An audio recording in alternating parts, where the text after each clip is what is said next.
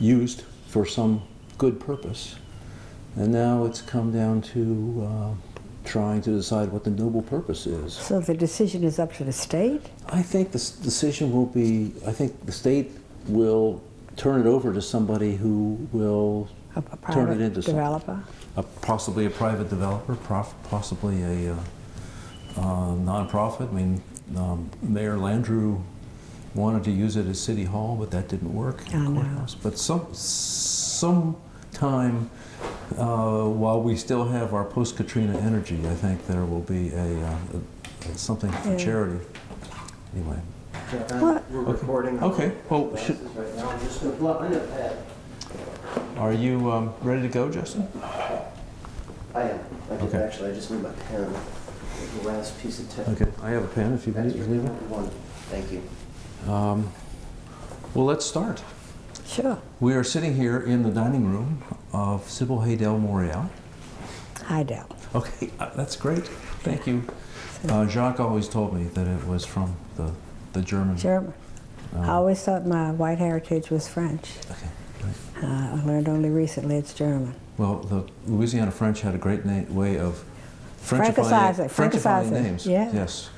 Well, Sybil Haydel Morial. Yes. Her home on Bayou St. John in New Orleans, a home that was not lived in for a number of years after the damage of Katrina, but she's here now. I am Jack Davis.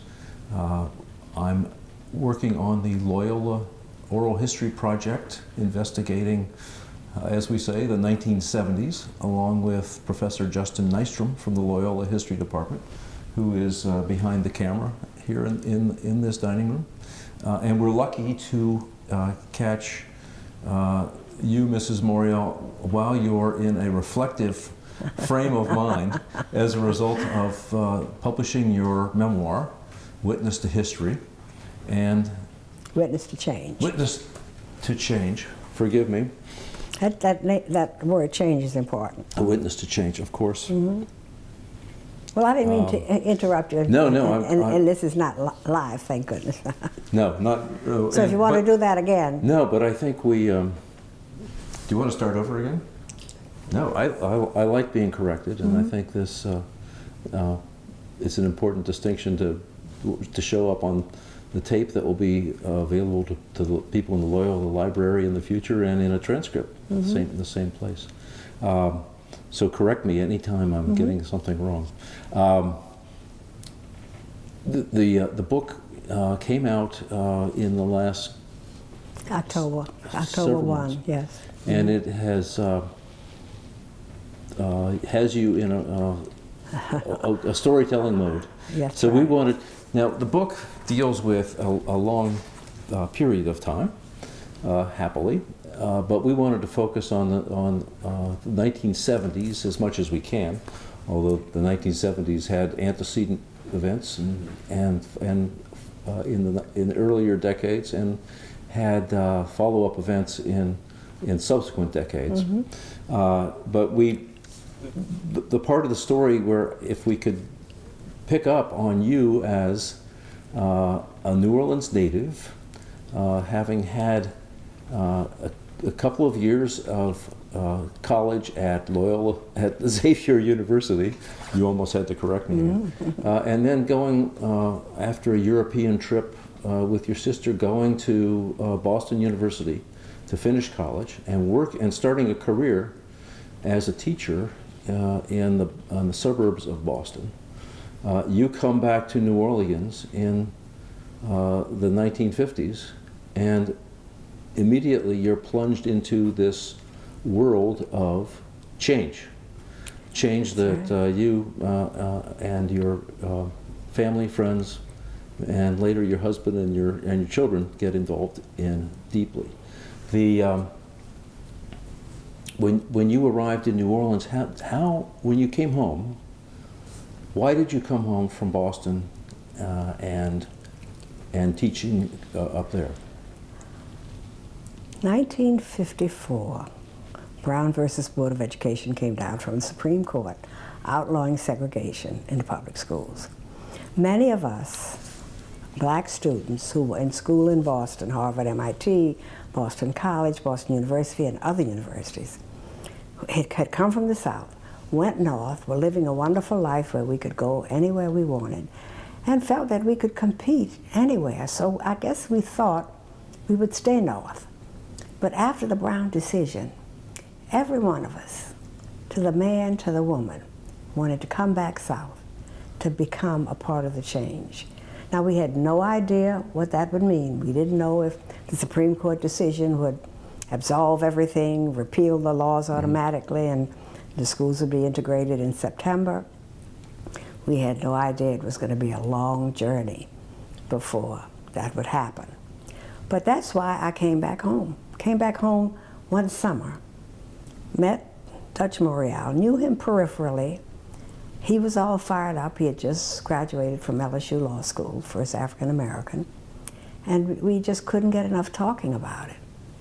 And I did another year at teaching in Newton and got my master's degree. We married and we came home. And how different did New Orleans feel from Boston, from Newton? Coming back down to a segregated city, to segregated schools, to black schools that were short on resources, where I had been in a school district where resources abounded. So it was a big change to come back. But I was all fired up. Should we answer the doorbell? Yeah. Can we pause? We certainly can. Okay. It may be a delivery. Well, I'll just keep it rolling if it's a delivery. Can one of you get up? Yes, I yes. will do it. Here, I'll get it. No, it's fine. I'm not connected to anything. Okay. I can't imagine who that would be.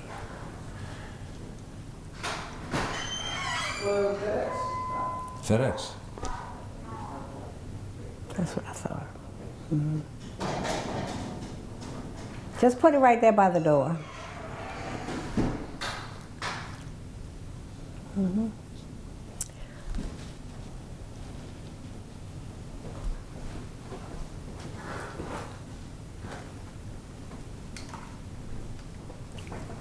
Didn't take very long. Are we back on? We never were. Oh, okay. Oh, so we've been. That was an interruption for a FedEx delivery, and we will get back on track. Mm-hmm. So I never thought I'd go back north because there was too much going on here.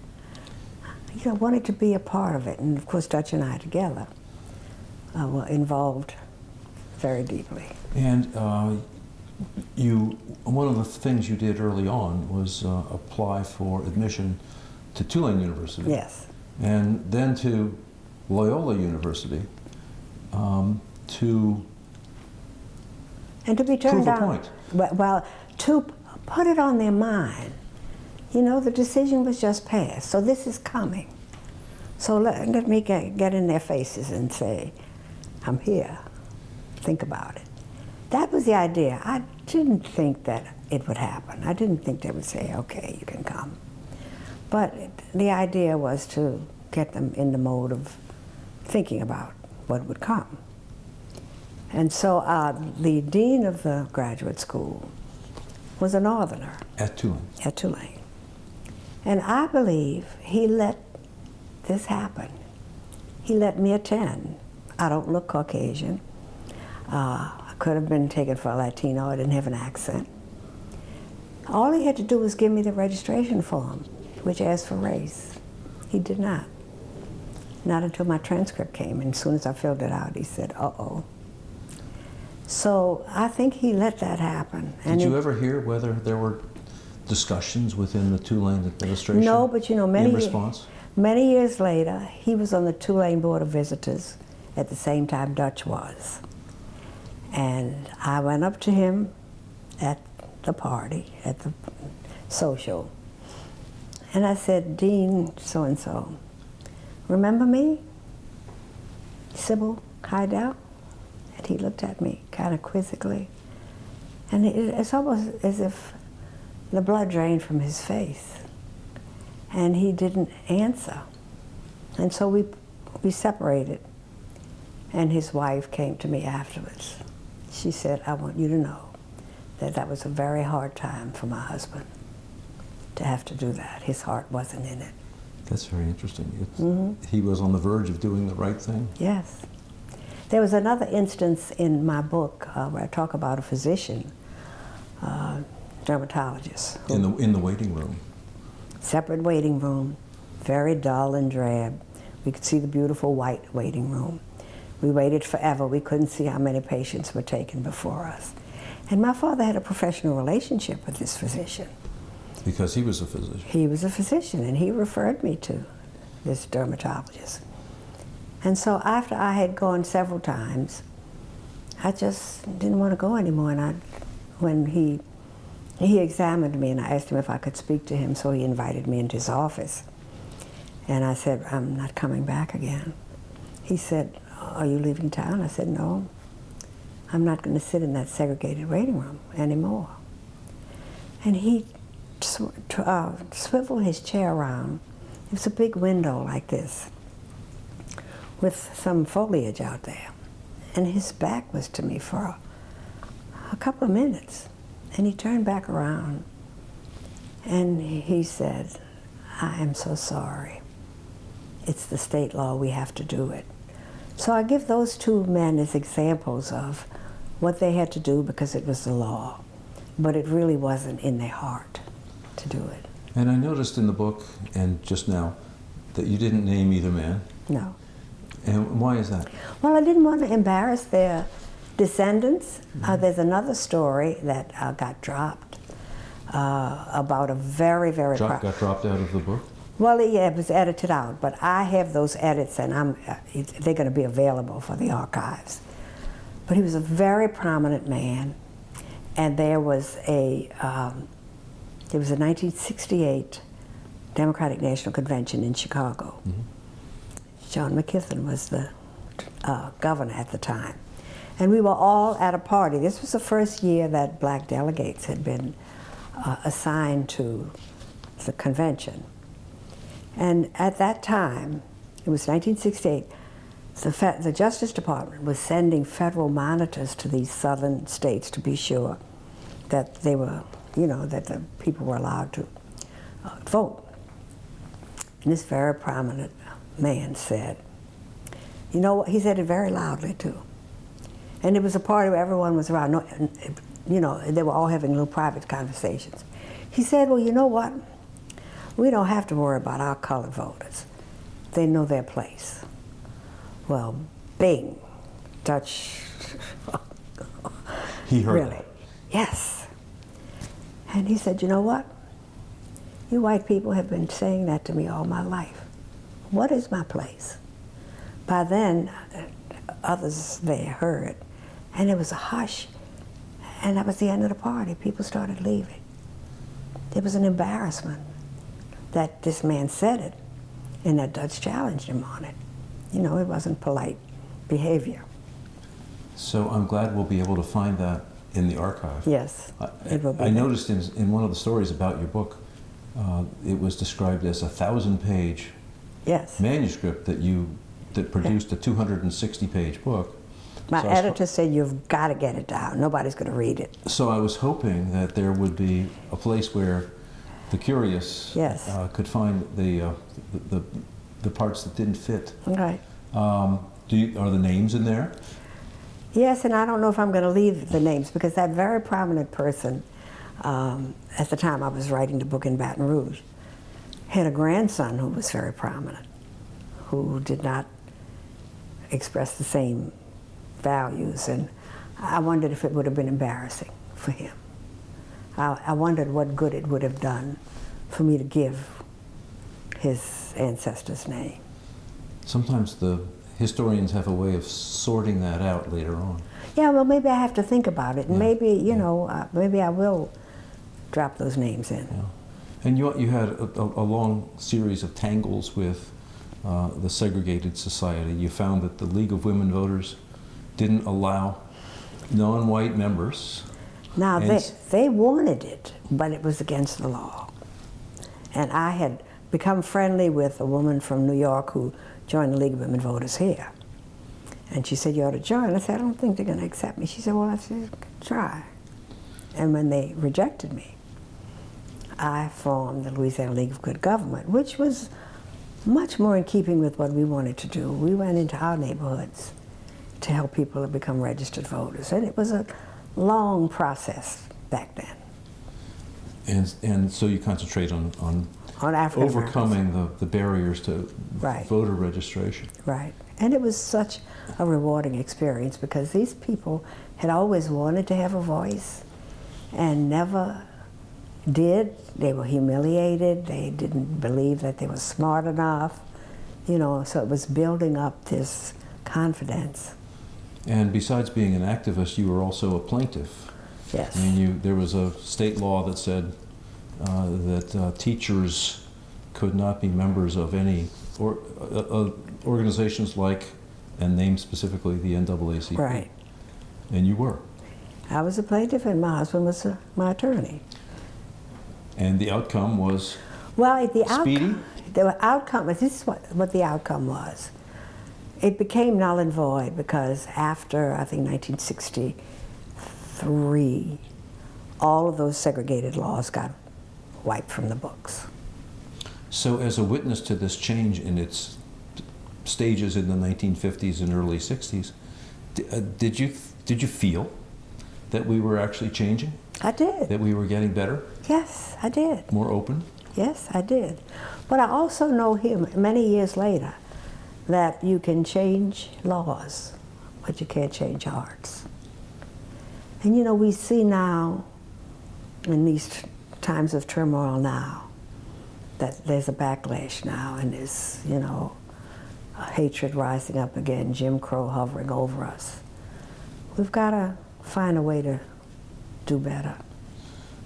If we can, so that we can get to the 70s eventually, this is all great and important material, but in the 1960s, we had, for a little while, Chet Morrison's last years as mayor, and then Vic Skiro. How much do you hold someone like Mayor Skiro accountable for the resistance to change that kept characterizing New Orleans? I think we never expected anything different from him. He had never taken any leadership role on the council. It was only when Moon Landrieu came along. Now, Moon and Dutch knew each other. They had graduated from law school, different law schools the same year. Same time. They were young, progressive men. Moon had been very courageous in voting against the segregation laws that they were trying to hurry through in 1961 after the decision. Yeah. When he was in the legislature. When he was in the legislature, he and Sal and Selma were the only two who stood up. And people told Moon, your political life is dead. Nobody's going to vote for you. And he proved them wrong. And he was courageous enough again when he became mayor to hire African Americans at every level in his administration. So he was a very unusual, progressive young man who eased along the change. And I could save this question for later, but let me ask you now. Why do you think he did that? Why do you think he pushed for change? You know, Moon and I have been on several panels where he revealed his awakening. He went to school with Norman Francis. Norman was first black. There was one other black. And the first black at Loyola. At Loyola, yes. And they studied together. They had a study group together. They became very fond of each other. And after one study session, he said, let's go get something to eat. And Norman said, no, I think I'm going to go back home. He said, oh, come on. We've been at this a while. He said, well, I can't come. The laws won't allow me to come. And I think that's when the light bulb went off in Moon's head, and he evaluated the character of this man that he had become friendly with. And he said that was when he started to think about how he had accepted the status quo he said when he was a kid, you accepted it. That's the way it was. So he had this, I guess, overturned values because of that friendship. The friendship with Norman Francis, yes. and friendship with Dutch Morial? Well, they did not become friendly until a few years later. The friendship was with Norman Francis. They were young law students. Reading your description of your parents' house and neighborhood on Miro Street in the 7th Ward, and listening to Moon Landrew describe his childhood home in Carrollton, they're very similar. I think you had a bigger house and a bigger yard by a long shot, but in both neighborhoods, there were black families and white families, and there were different economic Right. Levels. You know, that said, Is there some commonality that makes your experience and his work together? Yeah, I think first of all, I think that was peculiar to New Orleans. You know, blacks and whites lived close to each other all through the years since the end of slavery. And at the time, blacks did not have exclusive neighborhoods. You know, you had to buy your lot or buy your house, and there were different economic levels around you. That was an advantage, I think, for Moon, who, even though it didn't register with him at the time when he was a child, that, you know, these kids I'm playing with, I have a good time playing ball, but they don't come to my house and I don't come to their house. But it was an experience I think that he drew on years later. And I think I felt fortunate when I became old enough to realize that this neighborhood of different economic levels, mixed racially, there were 2 grand houses on the block, ours and my next door neighbors. There were 3 other homes that were owned, 1 by black and 2 by whites. And then there were a couple of rentals, double shotgun houses where poor people lived. And my best friend was Mona Lisa, isn't that a lovely name? Who was very poor. She lived in 2 rooms and a kitchen, and there were 8 children. And I used to always wonder where they slept. She spent a lot of time at my house. But my other best friend was Beverly, who was white. And so the 3 of us together were bosom friends until our teen years. And then all of a sudden, things changed. Changed because why?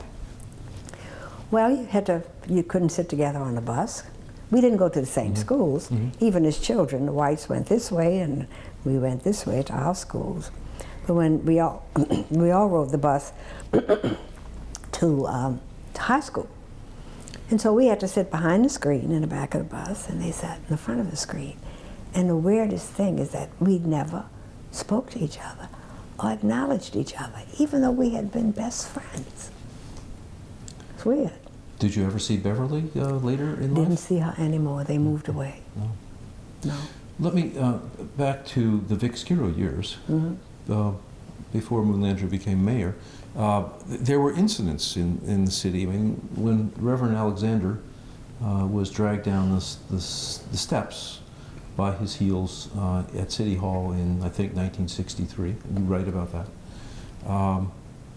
Didn't the mayor have some accountability for that? Did he? These were his employees. This was his police department, and they thought they were doing the right thing. But in a sense, even though it was a very cruel action, it woke up the city, because the business people in this community realized that the whole country saw this. And you know, in my film, A House Divided, Yes. we had a problem getting that footage, because it happened around 4 o'clock, and all the local TV stations had gone back to get ready for the 5 o'clock news. And we finally found it, the BBC had it, and we were able to get it from them. But the business community realized that they're going to think we're barbarians, you know? And I think that's when they began talking to each other. there was a consumer league of, consisting of blacks and whites. The Urban League was very important back then because there were whites and blacks on that board. But they met with the power structure, with the business people. And they did not want New Orleans to be a Birmingham. And so they started talking about opening up jobs on Canal Street. You know, they started coming around. But it took that cruel treatment to make them realize that, wait, this is not the image we want. And that wasn't the only incident like that, but you think we did succeed in avoiding becoming a Birmingham? I did, because even though the reaction to integration, and it's coming, we didn't have fire hoses, we didn't have dogs, you know. There was a lot of police brutality, but it didn't merit the media attention that Birmingham and Selma and other southern cities got. We didn't, not necessarily as violent, but we did have some. Oh, we did. Some nasty moments when children were trying to integrate schools, and the incidents around Ruby Bridges and others going to school. But it didn't turn into violence. Well, it not so much severe physical violence, but to see these women, these mothers, chanting and spitting at these little girls as they went to school. It was very ugly. It gave a very poor picture of this city. As you and your husband got more involved in more issues, there was no shortage of issues. You got death threats. We did. You got threats and death threats over the telephone, and you described what your reaction would be and what your family should do. Did you ever think to rely on the police to protect you at that time? No. And why is that? Well, because the police department had a record of not... And this is in the early to mid-60s. They had a record of not responding to complaints by African Americans, and some of them were fair, but for the most part, the police brutality went on. It was the police's word against the victim's word, and so nobody ever went beyond that. So you really couldn't rely, even though there were black policemen that we knew personally. There was always that feeling that they're not going to be for me, they're not going to protect me. So you just didn't even call? No. During the police strike in 1979, when Dutch Morial was mayor, the police chief came to you and said, we have to work on a plan to make sure you're safe. Does that tell us something? I mean, that's only perhaps a dozen or 15 years later. Well, I think... Not just that you're the first lady and your husband is the mayor. And I have 3 children at home. But it was the reality. And this is what he said to me. He said, we don't expect anything. This is Chief Parsons. This is Chief Parsons, Chief Jim Parsons. He called me himself, and I had him meet me here because I didn't want that to happen at work. And he says, I don't want you to be frightened, but we need to protect you. We've had some threats, and I hope you will accept what we're offering. And it was a lot to swallow, you know. I mean, he asked for blood types and hospital of choice, and you know, the trauma center at LSU was the best in the region, and you know, all of this I had to absorb in a few minutes. And he brought fire extinguishers in and showed me how to activate them, and you know, I wondered, my goodness, what in the world is going to happen? And he kept saying, this is for your protection. We will be here for you. And they were. We had a marked car out front all the time, and the National Guard came into our backyard and parked in there until the crisis was over. Was the animosity during the police strike, was that a labor management conflict, or was there racial overtones? It was both. It was both. It was, the police union had formed in 1969, but they became affiliated with the National Teamsters Union right before the strike. And so with all their might, they were threatening a job action if the city would not give them a collective bargaining contract. And there was no way Dutch was going to do that, he would be turning the city over to a union. So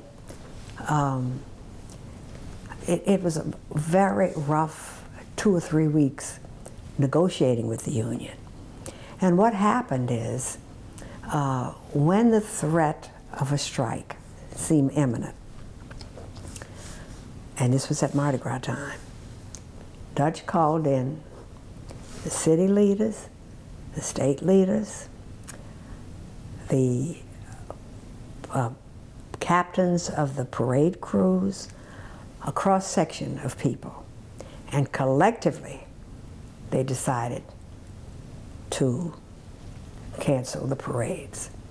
Now, the mayor got blamed, the police got blamed, and my children really had a hard time at school because the kids were saying, "Your daddy canceled Mardi Gras, and he's a so-and-so," and I didn't know afterwards all that they had gone through. I told them, "Please tell me anything that makes you scared." I didn't know until after it was all over. I mean, they just sort of handled it. Was the energy behind the anger shown towards City Hall, was that partly because the mayor was black? Yes, absolutely. In what part do you think? Well, they didn't think that he would be strong enough to stand down. They didn't think he could do it. And they thought, you're saying he would give in? They thought he would give in because this was a catastrophe. You know what it is. You've been here for many, many years. And I was here for that. Yeah, Mardi Gras is really the big celebration.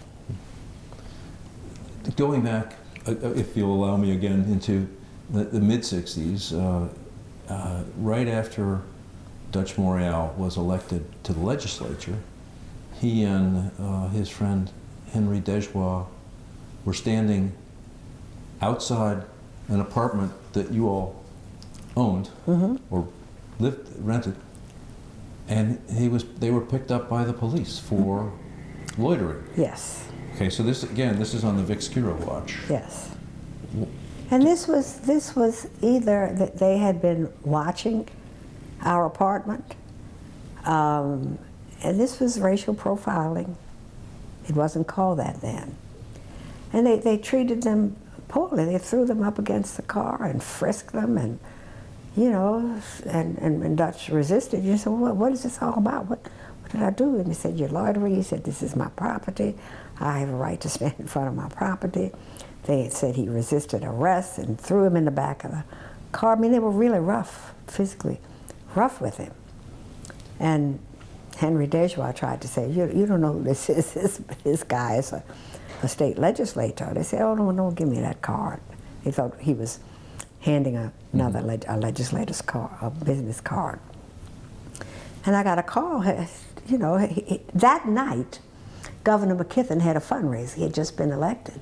So he had been downtown at a hotel at the governor's dinner. So he called me, it was maybe like close to 11 o'clock. I said, "Where are you?" He said, "I'm at Central Lockup." I said, "What did you do?" He said, "I was arrested for loitering." So we called John Petrie, who was our councilman, who got him released on his own recognizance.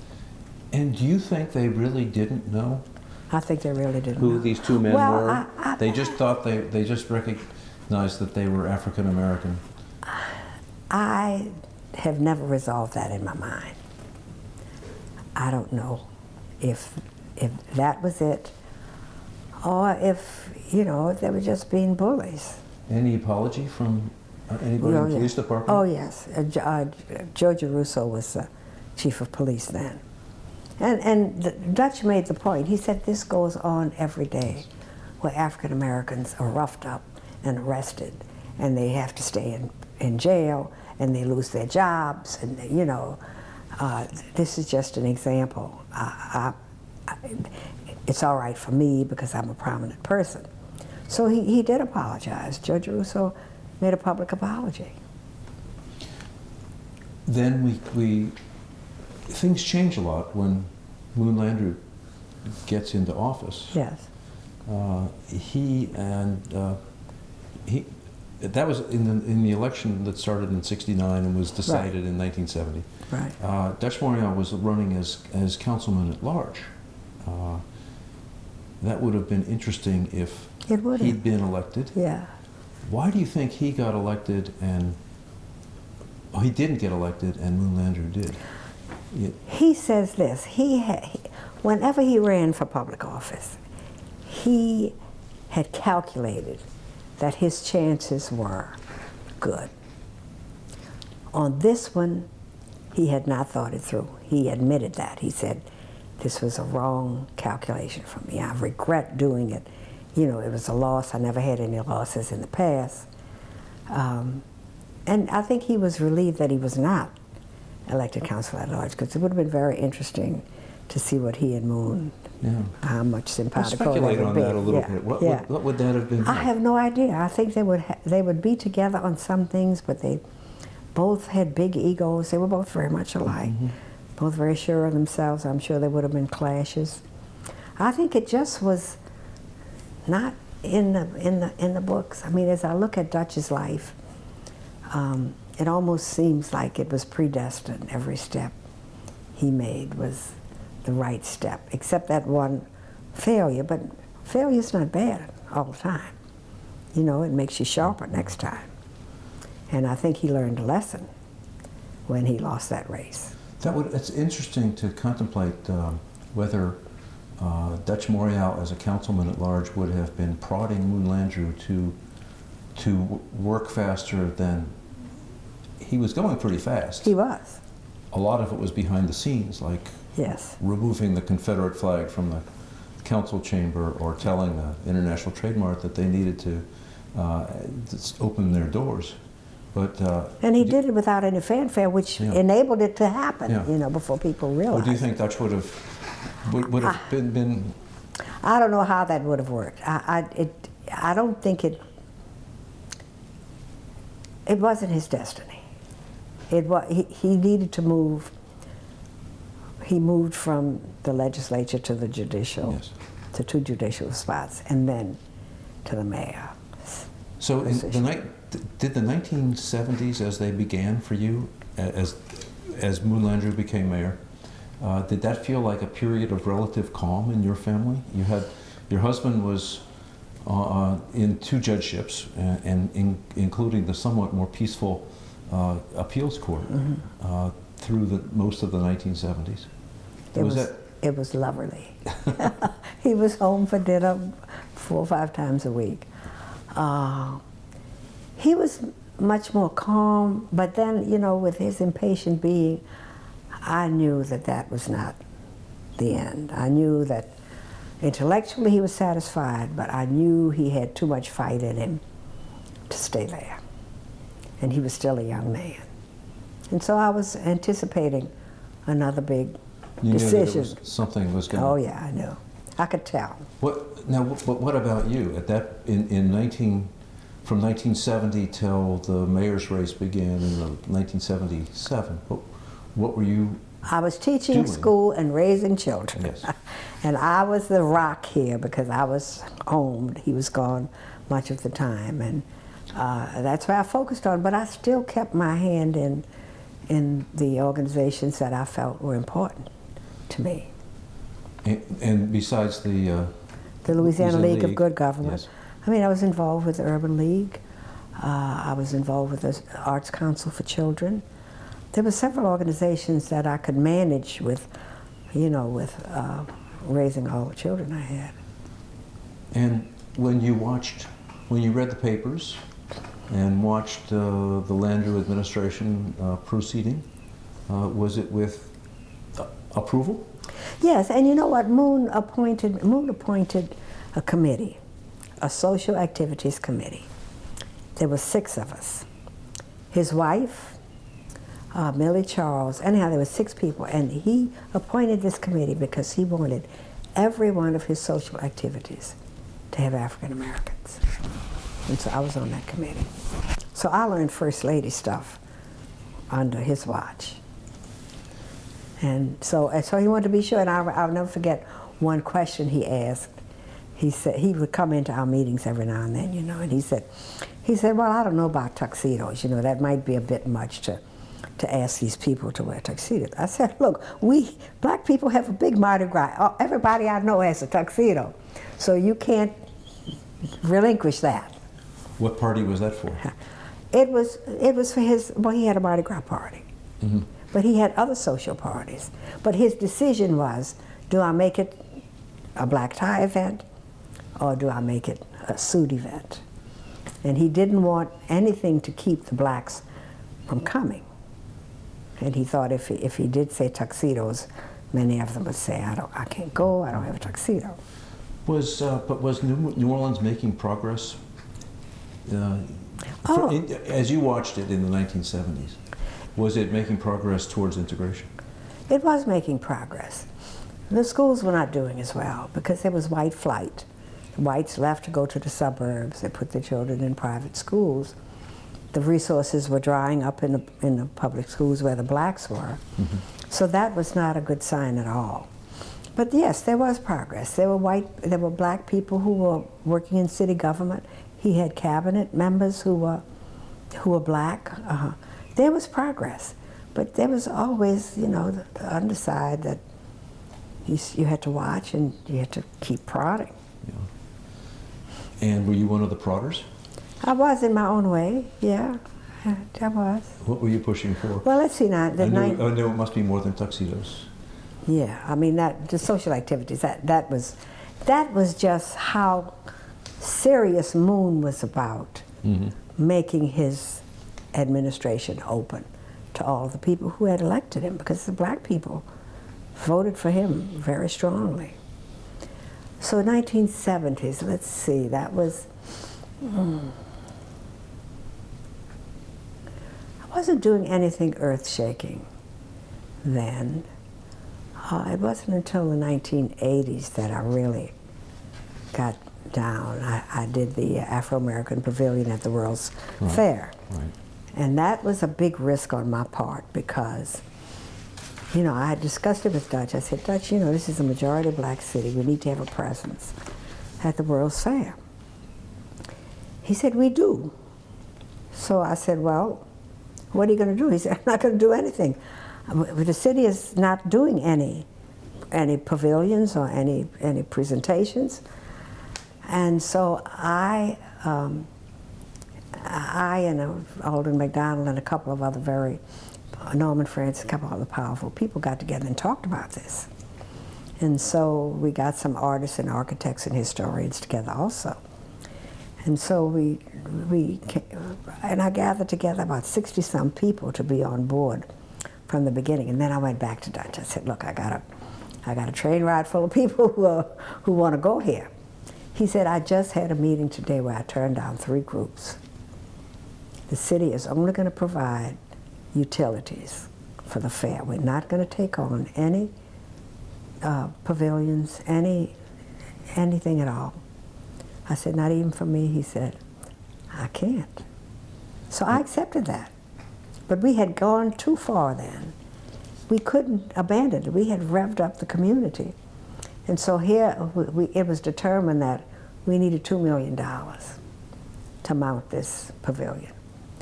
We could never raise that here, even if we were not black. So we had to go national. So that's when I really got busy with all of Dutch's contacts, with all of my contacts, my national contacts from the organizations that I belonged to. And, you know, scared that it wasn't going to happen, but couldn't turn back. And it happened. And this was in one reason why City Hall wasn't able to support yours and other groups that wanted to be part of the World's Fair was the New Orleans economy was It was the oil bust. was receding, Yes. because of the oil bust, and that what looked like a celebratory World's Fair wasn't going to be quite as celebratory, No. and the money wasn't coming in. And it didn't Is end that how up. it looked to you and the city government? It was, Well, you know, a lot of the, not so much the corporate pavilions, but a lot of them did go bankrupt. Because number one, Knoxville had had a fair 2 years earlier, so it was bad timing. Number two, they did not begin early enough advertising. So there were some mistakes made that could have been avoided. And then, you know, the city was hurting because of the economy. But it was a wonderful fair. Everyone enjoyed it. I don't regret those 6 months where my heart was in my throat, wondering, oh, gosh, I stepped out here. Is this going to happen?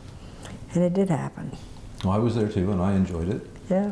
What happened to the African American pavilion materials? That's what we lost. You see, the way I sold it was that it would be, the residual would be a museum. And we really had some fine pieces. But after the fair, the State Museum stored it for me. And then the Archdiocese stored it. And then the flood came and took all of it away. So all these materials, or a lot of them, were in storage until Katrina, and then damaged. So but we did have, and we did present the contributions, and that's what we wanted to do. We wanted to show off the contributions of African Americans to this country.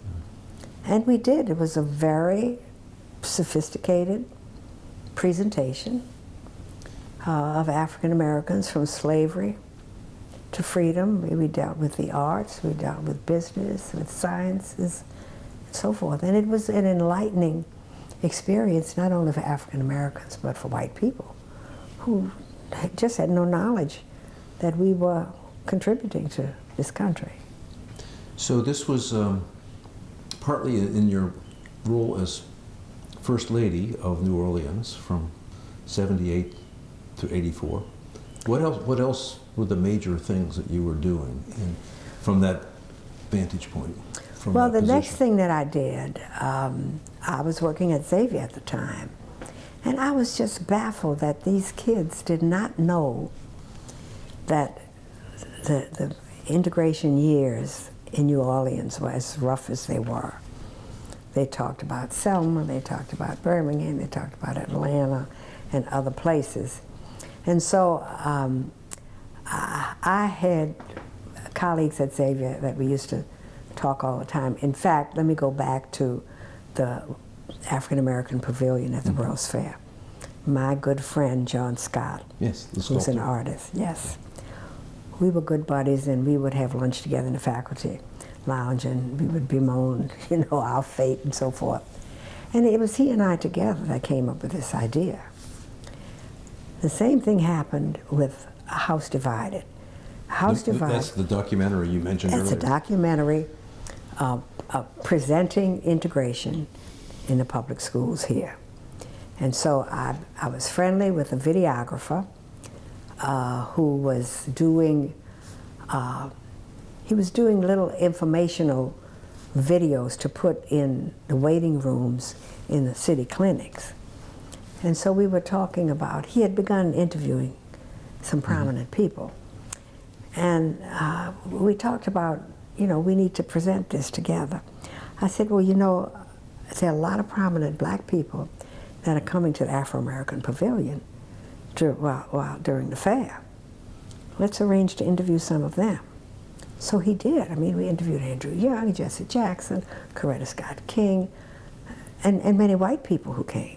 And we used all of this to do A House Divided. Oh, so that was a direct outcome of the One of the outcomes, yeah. We had And other the interviews. film came out in '87. Yes, do you remember?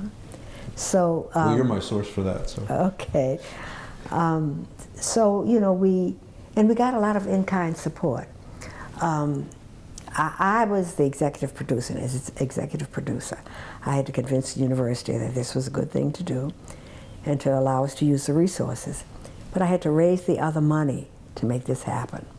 So I went to the Greater New Orleans Foundation, and I went to Rhodes Enterprises and got enough money to make this happen. And then we got a lot of in-kind support from the ABC affiliate here, who allowed us to edit after hours. I mean, that was a big, big contribution. The Meridian Hotel hosted the premiere for us, which was very lavish with food and all that. So we got in-kind support on that. But it did tell the story of what happened. And Did it have the impact that you had hoped? It did, and it still does. It's still available. It's still available. Now, what I have been doing, see, Xavier did not want any rights. They just wanted it to be out there. This story needed to be out there. So we had, it was a cassette back then, and also had a teacher's guide.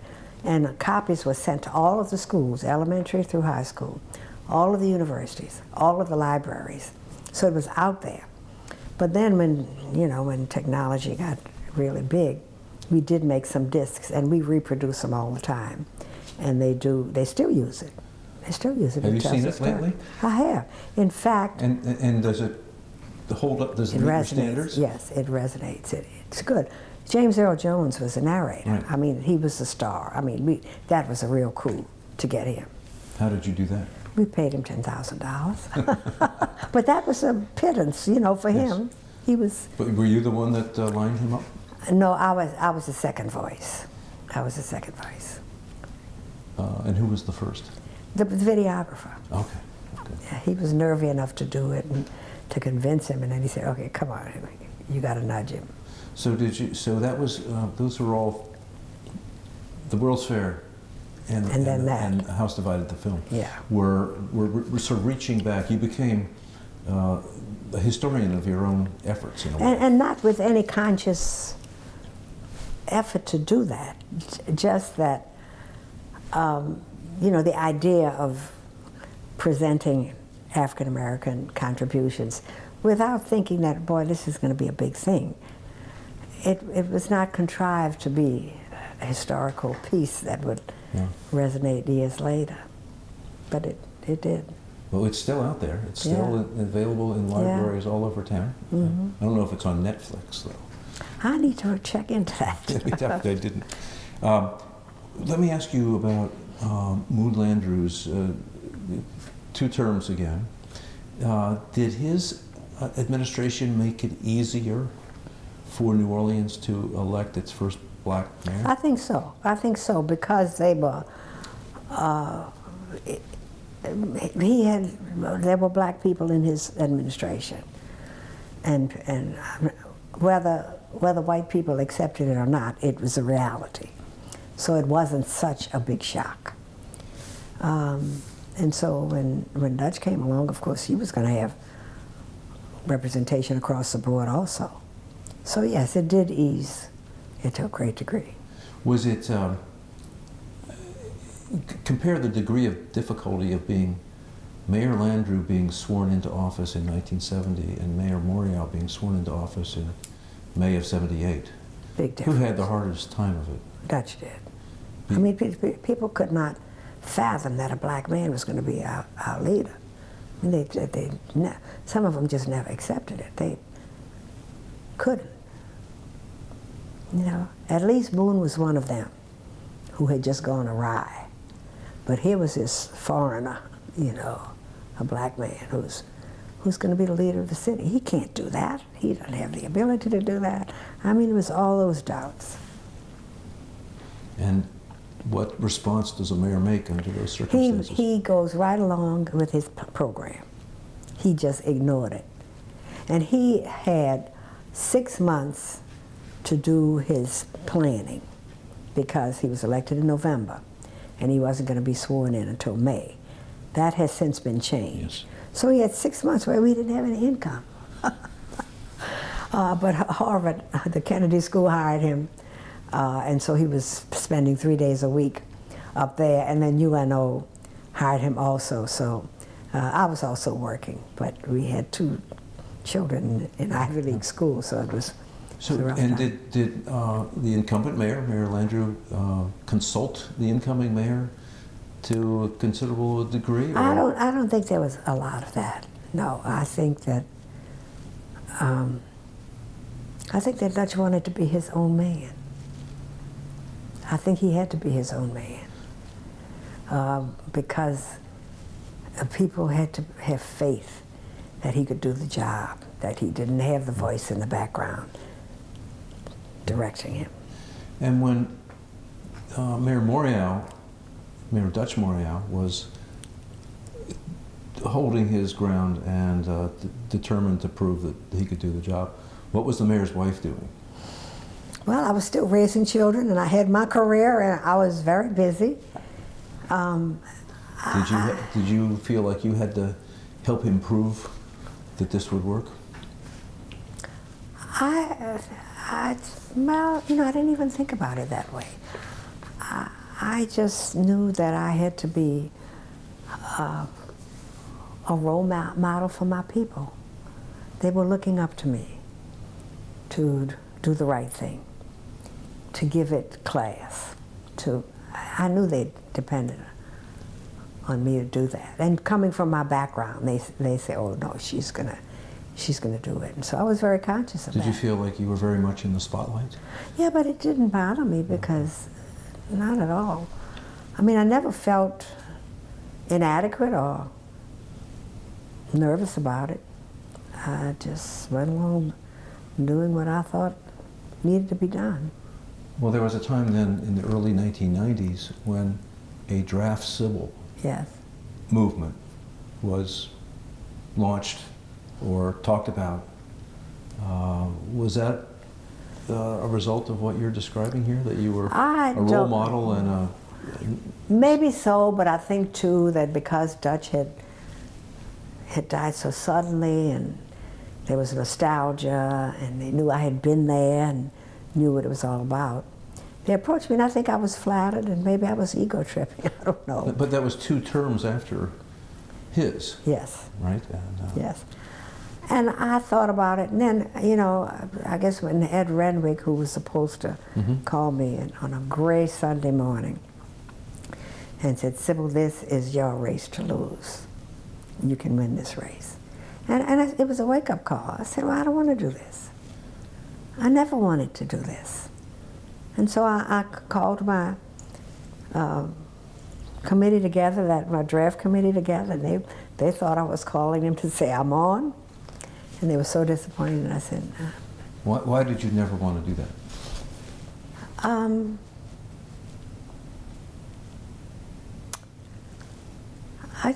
It didn't suit me to be in battle all the time.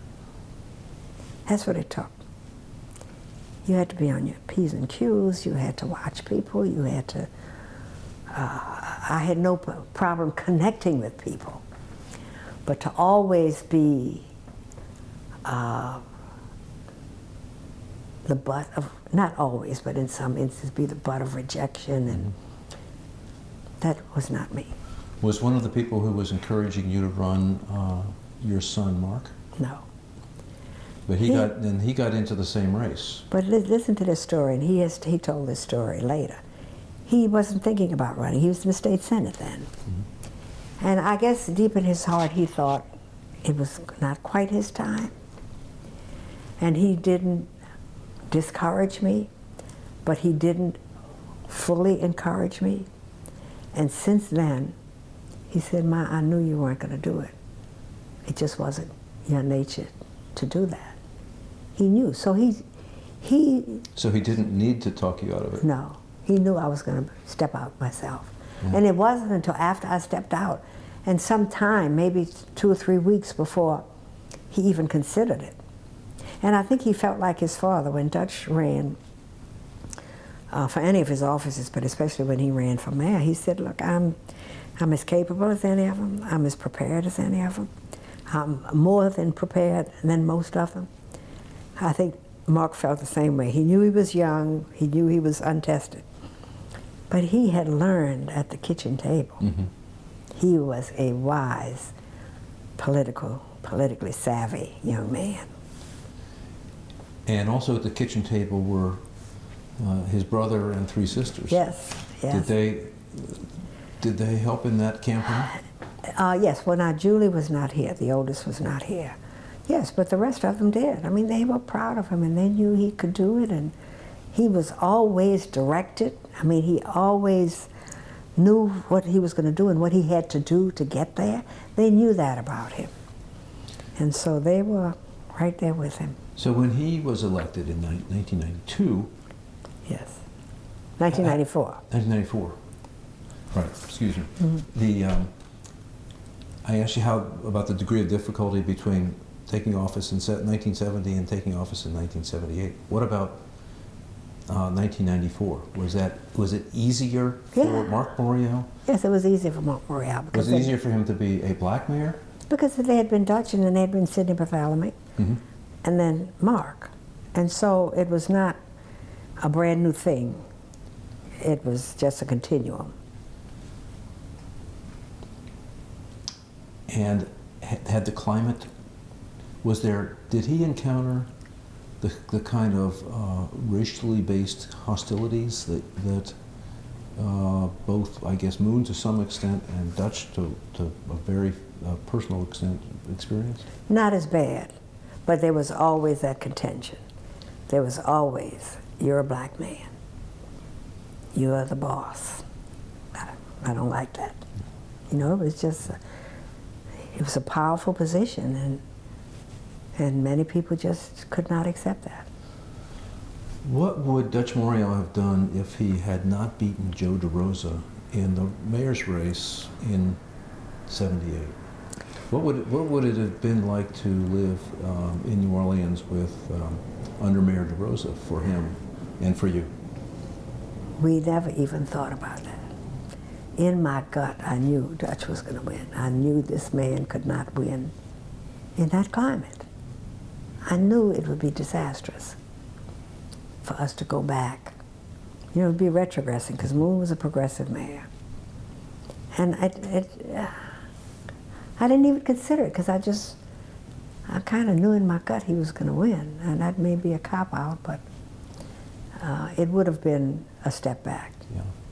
Well, it was possible then, the fact that Mr. DeRosa was running made it easier for Dutch Morial as a candidate to get the white vote? It did, because the election night, Nat Kiefer was declared in the runoff, along with Dutch. Now, Nat Kiefer always had black support when he was in the House and when he was in the Senate. So that part of the black community was going to be loyal to Nat Kiefer. Joe DeRosa did not have black support like Nat Kiefer did. So it was easier for him to beat Joe DeRosa than it would have for him to beat Nat Kiefer. Yeah. Can I ask you let me ask Justin if he has any questions? I do. Would you like to? Please. I'm going to leave this running, just leave it running. Okay. You unput that and leave that there. I will walk around this way, which I think seems the safest thing to do. All right, I'll put Professor Nystrom on the microphone.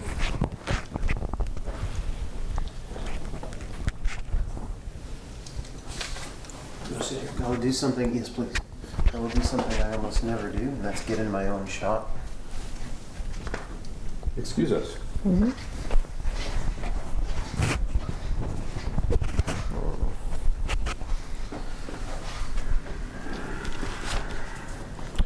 I see that a student was the last one to use this. We'll forgive that. There.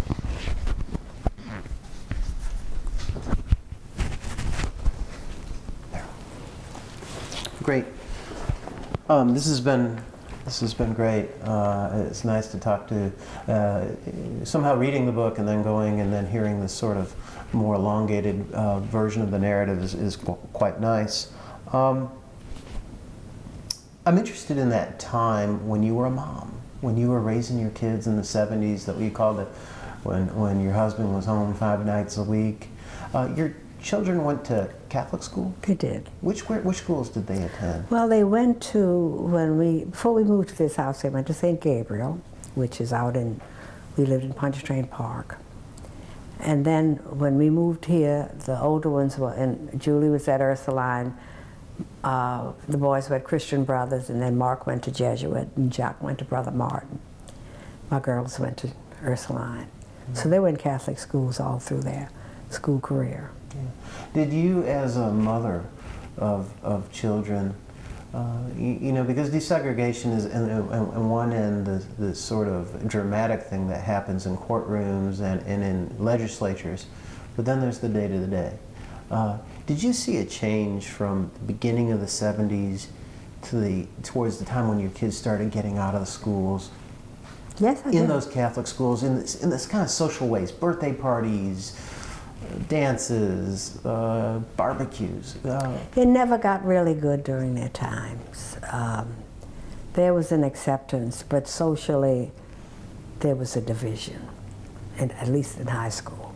Mm-hmm. And the children knew they were in good schools, and that was important. But they had their cadre of friends who were in other Catholic schools. They still had a good social network, but it was not really through the schools that they attended. Excuse me. That's interesting, because and how many African Americans attended the schools where they were, would you say? Well, the neighborhood schools, there were quite a few.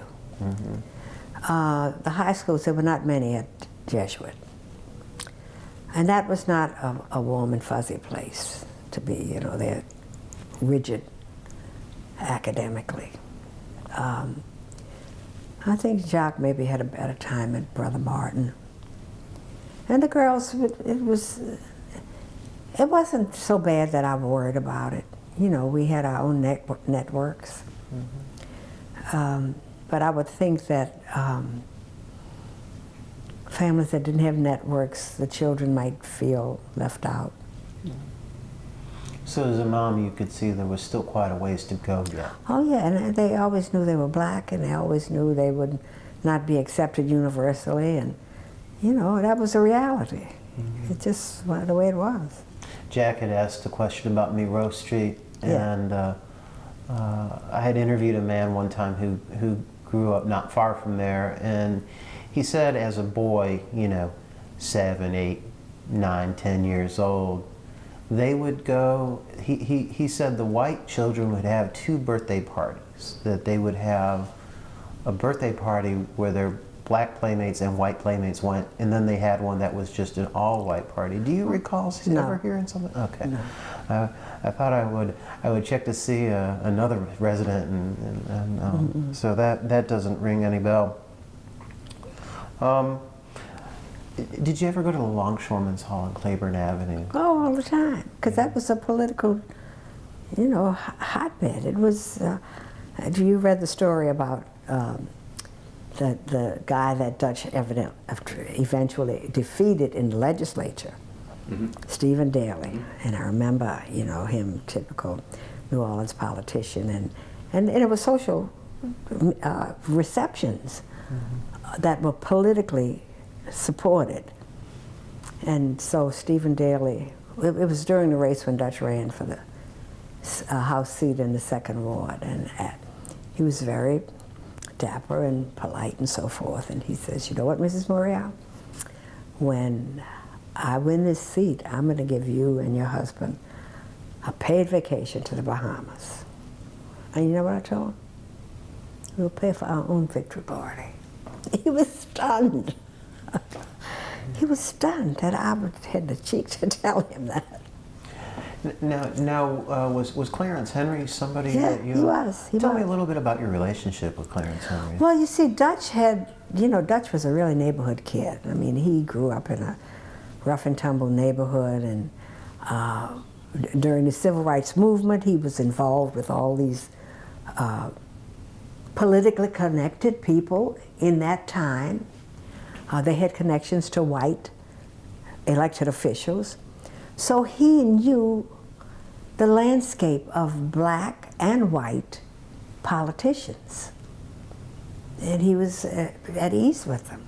Mm-hmm. And yes, Chink Henry and A.L. Davis and, it was a whole cadre of them. We knew them well. Were the longshoremen important? Yes, they were important. Yeah. Yes, they were. They were the biggest, one of the biggest and most active unions politically that I recall. Did he hear Martin Luther King speak when he spoke at the Longshoremen's Hall in I think it was 61, I believe? No, but I tell a story in my book that Martin and I were in school together. And when he was coming here, his wife, Coretta, just had a baby, and I was expecting my first. So I wrote him a letter and said, join us for dinner or lunch or whenever you're free. So he wrote back, and he said, okay, I'll call you when I get there. So he did call me. I said, how about lunch? He said, well, I'll tell you what. I have a meeting with the ministers, and I can't tell them no. So I'm going to have to take a rain check on that. That meeting was when they founded the Southern Christian Leadership Conference at New Zion Church up on 3rd Street with A.L. Davis. So they trumped my lunch with Martin. But I saw him many times after that. Mm-hmm.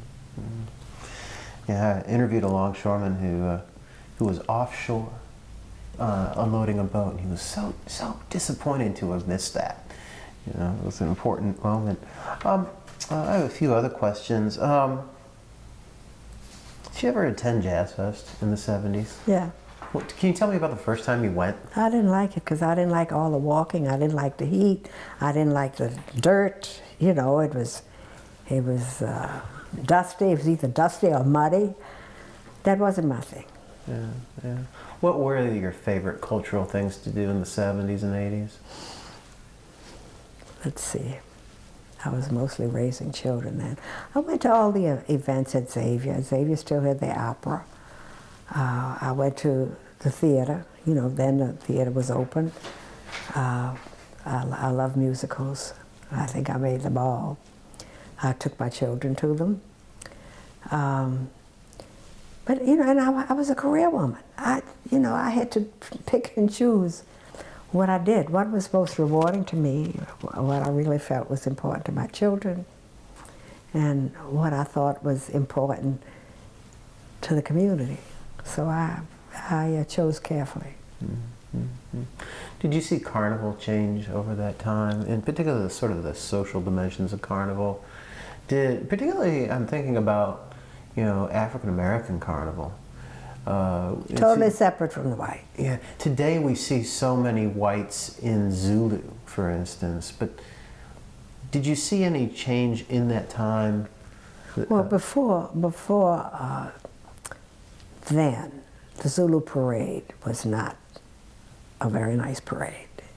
It was flatbeds, you know, with minimal decoration, and they stopped at bars on the way. That was before we had any race pride, too. So Zulu was not something we really wanted to see. Even though North Claiborne Avenue, when it had the beautiful oak trees that formed a canopy, that was where African Americans celebrated Mardi Gras.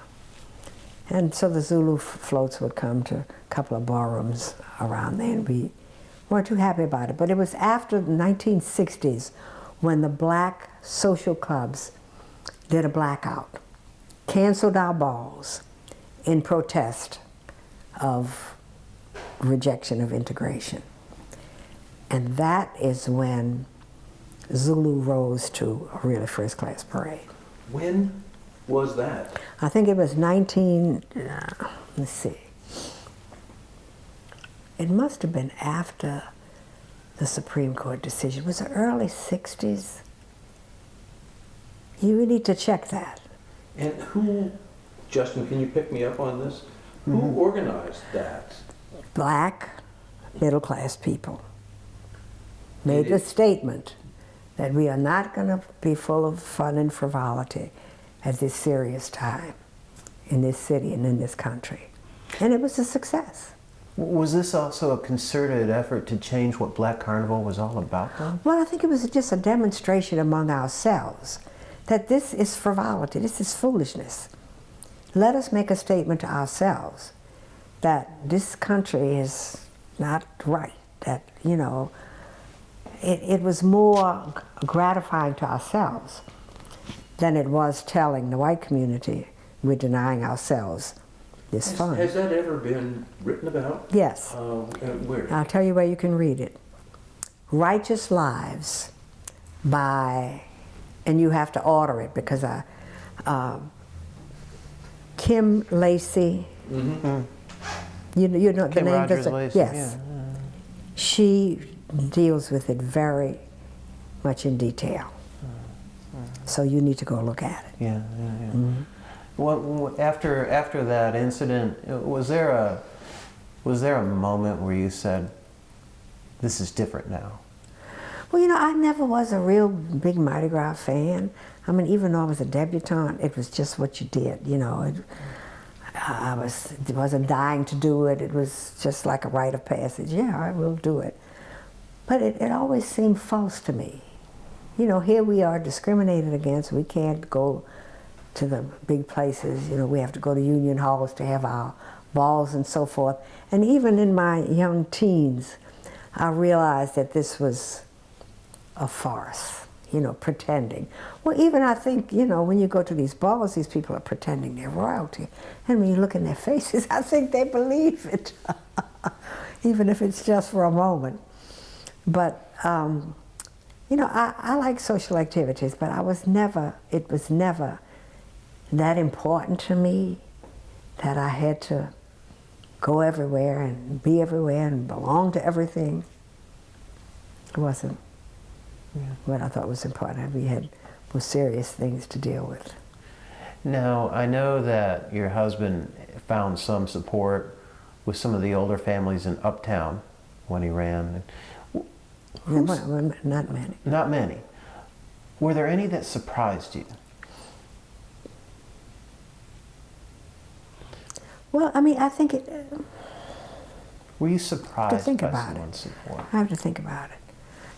I think the fact that many of them did, now we're talking about the power class, the bankers and the white shoe law firms and, you know, that group.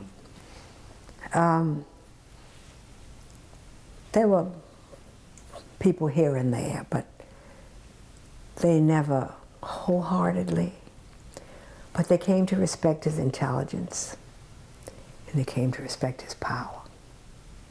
That's what got him in line, I think. So when did ever you and your husband talk and he tells you about something like this? Really? Them really? Where were they? No. We knew. I guess I mean, they had lived this life all of their lives that they felt superior to us. They looked at us as inferior. And we never believed that they would change overnight. They didn't want their social status to be disrupted in any way. I have a couple questions I'd like to ask. All right, you want to switch back up? Yeah. Can you bear with me for Sure. 10 or 15 more minutes? Are you done? You want me to just take the microphone and sit over here? That's fine. You sure you're done? I'm fine. I did have one more question. But... Oh, sorry. It goes this way. Yes, backwards. Correct? I'm on. We didn't talk about the media. And I was thinking about the Kim Rogers Lacey's noting of the rebellion, or the Black Carnival organization saying this was frivolous. Did that get covered in the newspapers, do you think? In the black newspapers. Louisiana Weekly. The media, did the media start, was the media of any help in this change that you were espousing in the 1950s? I don't really remember, but I think they were indifferent. And I'm thinking of the local newspapers and television stations. Was there anybody who seemed to regard what you were doing as important enough to cover? Not really. Maybe there were, but not that I recall that it would mean enough to me to remember it. What about then, as we got into the 60s, with the school desegregation anger and the Governor Jimmy Davis legislation that Sammy Anzomo and Moonlander were fighting? Did that get, do you recollect anybody distinguishing themselves by covering that? They did. They did. They did cover Moon and Sal's courageous stand in a negative way. You know, you had the betrayal to your race. What is the matter with you? But then they, I think they began to cover it. And I'm trying to think when he ran for the House, there was not a lot of coverage. And that was in 1967. Because it was a small, except that he stood up to the Burkes and the Comiskey's. You know, the nerve of you standing up to this powerful block of white people who had just controlled this district for so long. I remember that, and I remember that, I guess it may have been letters to the editor, it may have been a column that, you know, predicted that he had, you know, overstepped his bounds. Do you remember in any of these causes that you were engaged in going to see Ashton Phelps or George Healy, the editor of the Times-Picayune, and saying, will you please cover this, this is important? I went to Ashton Phelps years later, you know, after maybe in the 80s, but I had no relationship with Healy. Yeah, and I was thinking of Ashton Phelps Sr. Ashton Phelps Sr. No, I only knew him peripherally. I met him in the 60s, and I wasn't... Or the owners of the newspaper, the Newhouse family? Sam Newhouse, the one that was here. Norman? Norman Newhouse. I just knew him. See, socially, we moved with some of these people socially, through the Urban League, through the Rosa Kellers, you know, those kinds of people. Not their big private stuff like the Carnival stuff, but... But do you think that the media were aware of what was going on in terms of social justice in New Orleans? I think they were. And not covering it? They didn't cover it the way they should have. I guess my recollection is not that clear. I'm trying to think. In 1968 or 69, the Newhouses allowed the state's item to be different from the Times-Picayune in terms of coverage, you know, story selection, assignments of reporters, and also editorial policy. Did you remember anything in either? Was either newspaper more sympathetic? Well, I think the state's item was, and I'm trying to think who wrote for that. Rosemary James was one. Rosemary James. Yes. Iris Kelso. Iris Kelso. Alan Katz. Alan Katz. Charlie Ferguson was the head of the editorial page. No. And did they show a greater openness to covering? Yeah, Rosemary, Iris, and who was the third? Alan Katz. Yeah, they did. Those are names I just off the top of my head. Well, they were the ones. Yeah. Did that, as we got through the 1970s, did they advance? It helped. It helped. Did they? I remember I was at the States Item in the early 1970s, and so was Jacques Morial. But it seemed that the newspaper was very much supportive of Moon Landrieu, and later supportive of Dutch Morial as a candidate. Was that an important factor? It was, yes. It was. The fact that they came around to openly admitting it, yes. And how did they show that? Just more covering it, just more covering, coverage? just coverage. And did the TV stations help? Yeah, they did. There was some more kindly than others. I remember Alec Gifford was, he always thought he could best Dutch. A big mistake for him to think that. And he always ended up. You mean sort of outsmart him? Yeah, yeah. He always ended up with egg on his face. You know, he always pushed the envelope a little too far. And Alec Gifford was at that time DSU. DSU. He was anchor. Had been But Iris was fair. Iris was, and she was, she had her own little commentary on WDSU then. Right. And Rosemary had been on the States Item and then moved to WWL-TV. Yeah, and she always was. Yeah. She also, both of them wrote for the weekly newspaper Figaro. I remember. And I'm trying to think of who the guy was. Who was the Figaro guy? If you called his name, I would know it. Well, He left. I was working at Figaro too, but before the States Item. But the founder of Figaro was Jim Glassman. Yes, I remember Jim Glassman. And I was yeah. one of the editors. Okay, but who was the guy most, who was a big writer for Figaro? Well, there was, we employed lots of different types of people, but in culture it was John Newland. I don't remember him. But now you may be thinking of, the Vieux Carré Courier had a very prominent social critic and architecture critic named Bill Rushton. I remember Bill. Bill was a dear friend. Yes. Bill was in our corner. Maybe you're thinking, I wrote a lot of things in Figaro. I remember meeting Dutch Morial during the McGovern campaign, which Figaro thought was very important. And he was there too. I remember Figaro. I remember it was Figaro, no, it might have been a Vieux Carré, that had a big picture of Dutch on the front page and had too white to be black, too black to be white.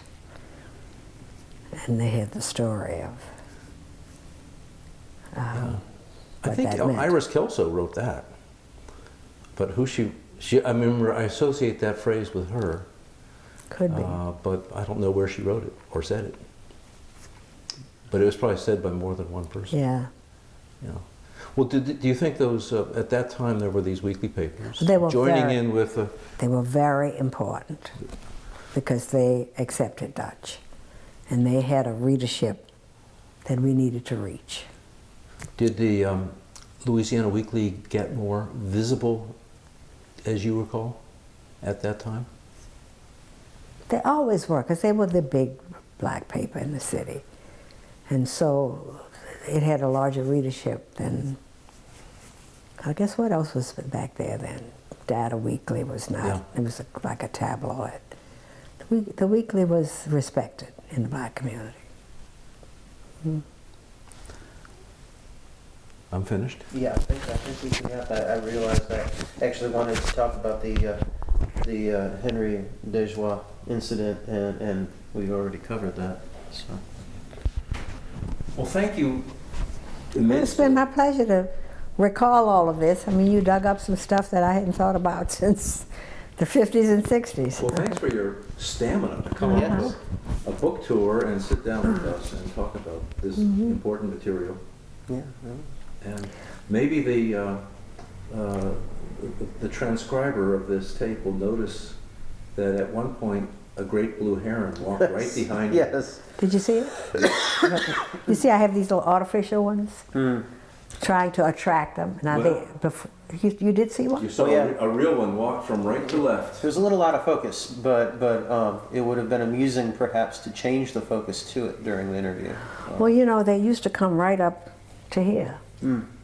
Because we had the glass that we had, you couldn't see in. And so they saw their They own felt reflection secure. and thought it was a friend. But this one was right outside the Yeah. fence. Yeah. Well, my little artificial ones, I'm hoping. Since Katrina, we have lost a lot of our wildlife on this side of the interstate. We used to have pelicans, they still come around. We always had seagulls. We always had mallards and scarps and had a family of squirrels. We still have a couple of squirrels back there. But since Katrina, And geese, you had geese. oh yeah, it was terrible geese. Hated them. So Mark said, well, we need to buy some mallards. But there's a mallard family that comes around 3 or 4 times a week. And so I like to run out there and throw them something to eat so they'll feel at home here. But I really do miss that. Now I put a butterfly guard on the end there, and I can sit in a swivel chair like this with my binoculars and zero in on them. So are you getting monarchs? Not yet, and I was concerned because my landscaper put it in. I said, well, where are the butterflies? I see one every now and then, and I do have the milkweed for the monarch butterfly. And so just the other day I said, where are they? And he said, well, you might have to import them in the spring, you know, for them to get started. Because I don't know why wildlife is not coming over here. It's stocked with fish, there's lots of algae, I mean, there's lots of food for all of them, so that's not the problem. I'd have to get the extension. Yeah. Well, thank you very, very much. Well, it's been a pleasure chatting with both of you. What did we forget to ask you? Yeah. You cover the waterfront. I will, I think we can stop it with this. Yes. No more? Is it red dot on? You know, Dutch, before Dutch passed away, for about 2 years, Arnold Hirsch came on Sunday mornings to audio tape it. Now, Arnold was going to do his biography. He was a history professor at Right. and he had, he had this personal relationship with Dutch where, you know, when you do, I was talking to Norman Francis about this, about him doing his, you know, and I said, well, it's got to be a personal relationship with someone who's ghosting your story. You've got to feel at ease. Well, that's what Arnold established with Dutch. It was easy and smooth. Now, Arnold got Parkinson's, so he will never write it. But the tapes are available. I think They are at the. I think they're at the UNO archives. I Yeah. think Ernie's tapes are over there. Yeah. Are they available publicly? Sure, they'll be in there. But you know, I also think that right after Dutch died, one of my friends at Xavier, a historian who was a very prolific writer, wanted to do a quick biography. And I don't know, just instinct, I didn't even